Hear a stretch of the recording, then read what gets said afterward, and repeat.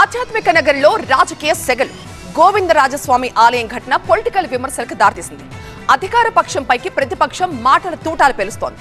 మరోవైపు ఇది భద్రతా వైఫల్యమా లేక తాగుబోతు ఉన్మాదమా అన్న చర్చ ఇప్పుడు ఆధ్యాత్మిక నగరిని ఒక్కసారిగా వేడెక్కించింది. నిత్యం వేల మంది భక్తులతో గోవిందనామ స్మరణతో కలకలలాడే తిరుపతి గోవిందరాజస్వామి ఆలయంలో మొన్న అర్ధరాత్రి ఒక్కసారిగా కలకలం రేగింది. గోవిందరాజస్వామి కొలువైన ఈ క్షేత్రంలో భద్రత యంత్రాంగాన్ని విస్మయానికి గురిచేస్తూ ఓ వ్యక్తి చేసిన హంగామా ఇప్పుడు రాజకీయంగా దుమారం రేపుతోంది. భక్తిభావంతో పులకించాల్సిన ఆలయ ప్రాంగణంలో నిందితుడు మద్యం మత్తులో చేసిన హంగామా భక్తులను, ఆలయ సిబ్బందిని దిగ్భ్రాంతికి గురిచేసింది. కట్టుదిట్టమైన నిఘా వ్యవస్థను దాటుకుని ఏకంగా గోవిందరాజస్వామి ఆలయ రాజగోపురం ఎక్కిన వ్యక్తి అక్కడున్న కలశాలను పెకిలించేందుకు ప్రయత్నించాడు. పోలీసులు కిందకు దిగమని ఎంత చెప్పినా వినకుండా రచ్చ చేశాడు. క్వార్టర్ మందు బాటిల్ ఇస్తేనే ఆలయం గోపురంపై నుంచి కిందకి దిగుతానంటూ హల్చల్ చేశాడు. ఆలయం గోపురంపై నుంచి అతడిని కిందకు దించేందుకు సెక్యూరిటీ సిబ్బంది 3 గంటల పాటు శ్రమించారు. ఆలయ గోపురానికి ఐరన్ నిచ్చెనలు వేసి అతడిని అదుపులోకి తీసుకున్నారు.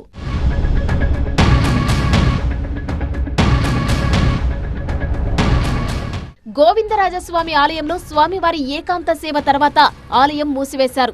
అయితే ఆలయం మూసివేశాక అత్యంత పటిష్టమైన భద్రత ఉండే మహాద్వారం గుండా అతను లోపలికి ఎలా వెళ్లాడు, పైకి ఎలా ఎక్కాడు అన్న ప్రశ్నలు ఇప్పుడు సెక్యూరిటీ వైఫల్యాన్ని ఎండగడుతున్నాయి. ఇదే అంశంపై మాజీ టీటీడీ చైర్మన్ భూమన కరుణాకర్ రెడ్డి నిప్పులు చెరిగారు. ఓ వ్యక్తి రాజగోపురం ఎక్కి మందు కావాలని డిమాండ్ చేసేదాకా వచ్చాడంటే భద్రత ఏ స్థాయిలో ఉందో అర్థమవుతోందని మండిపడ్డారు. ఈ 1.5 సంవత్సరాల కాలంగా తిరుమల ఆలయ ప్రతిష్ట పూర్తిగా మంటగలిపే విధంగా వాళ్ళ చర్యలన్నీ కూడా స్పష్టంగా కనిపిస్తున్నాయి.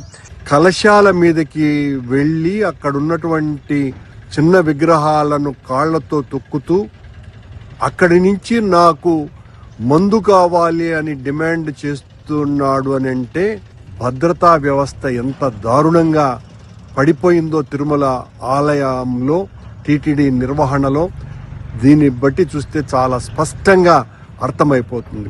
ఈ ఘటనపై వైసీపీ ఎంపీ గురుమూర్తి కూడా ఘాటుగా స్పందించారు. కూటమి ప్రభుత్వానికి వైసీపీ నేతలపై కక్ష సాధింపులు చేయడంపై ఉన్న శ్రద్ధ భక్తులకు భద్రత కల్పించడంలో లేదని విమర్శించారు.